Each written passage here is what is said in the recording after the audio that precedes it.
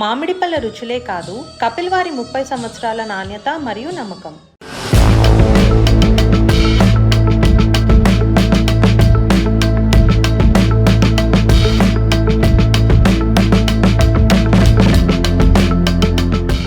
ముంబై ఉగ్రదాడి నిందితుడు తహవూర్ రానాను అమెరికా నుంచి విజయవంతంగా తీసుకొచ్చింది భారత్. సుదీర్ఘ చర్చల తర్వాత రానాను ఇండియాకు అప్పగించింది అమెరికా.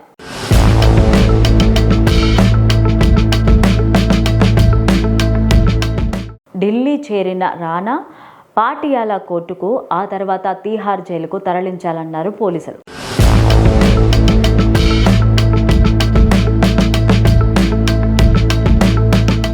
మరోవైపు ఢిల్లీలో కట్టుదిట్టమైన భద్రతా ఏర్పాట్లు చేశారు అధికారులు. మోస్ట్ వాంటెడ్ టెర్రరిస్ట్, ముంబై ఉగ్రదాడుల సూత్రధారి తహవూర్ రానాను కస్టడీలోకి తీసుకుంది భారత్. 16 ఏళ్లుగా అమెరికా నిర్బంధంలో ఉన్న రానాను ఇండియాకి తీసుకొచ్చింది ఎన్ఐఏ.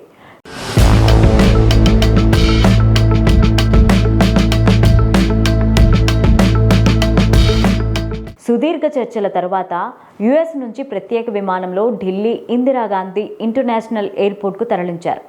ఆ తర్వాత భారీ భద్రత మధ్య బుల్లెట్ ప్రూఫ్ వాహనంలో సురక్షిత ప్రాంతానికి తీసుకెళ్లారు అధికారులు.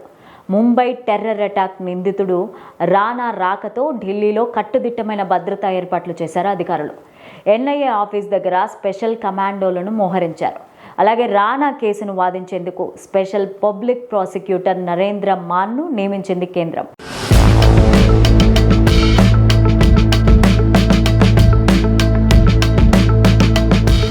మూడేళ్లు లేదా ట్రయల్ పూర్తయ్యే వరకు కోర్టులో ఎన్ఐఏ తరపున వాదనలు వినిపించనున్నారు మాన్.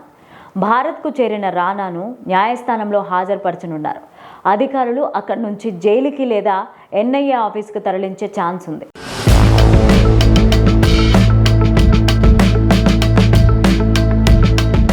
అన్ని అనుమతులు వచ్చాక రానాను కస్టడీలోకి తీసుకోనుంది నేషనల్ ఇన్వెస్టిగేషన్ ఏజెన్సీ.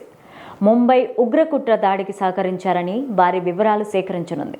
అలాగే పాక్ ప్రమేయం సహా పలు అంశాలపైన విచారించే ఛాన్స్ ఉన్నట్లు తెలుస్తోంది. మరో కీలక సూత్రధారి డేవిడ్ హెడ్లీ అప్పగింతపైన ఉత్కంఠ నెలకొంది. ముంబై ఉగ్రదాడులకు మాస్టర్ మైండ్గా వ్యవహరించాడు హెడ్లీ. దాడులకు ముందు ముంబైలో రెక్కీ నిర్వహించి రానాకు పూర్తి వివరాలు అందించినట్లు తెలిపింది ఎన్ఐఏ.